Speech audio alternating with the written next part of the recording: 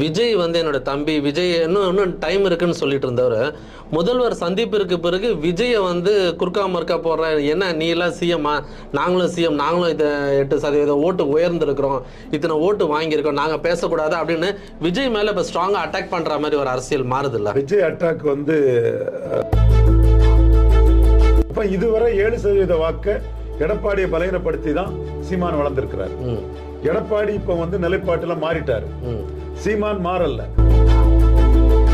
4 அரசியல் விமர்சகர்கள் இதை மறைச்சாலும் மணி மறைக்கிறாரு, நேர்மை இல்லை. மணி நேர்மையாளர்னா நான் இதை பேசணும் பிறகு ஒரு நேர்மையா இதை பதிவு பண்ணணும். பெரிய நேர்மையாளர்னா இதை பதிவு பண்ணணும். சொன்ன இந்த விஷயங்கள்லாம் ஒவ்வொரு மூத்த பத்திரிகையாளர்களும் தங்களுக்கான அஜெண்டா வச்சுக்கிட்டு வேலை பார்க்குறாங்க. அது பப்ளிக்குக்கும் தெரியுது. அதாவது பப்ளிக்கு வந்து அன்னப்பறவை மாதிரி அவங்க சீர்தூக்கி பார்க்கணும்.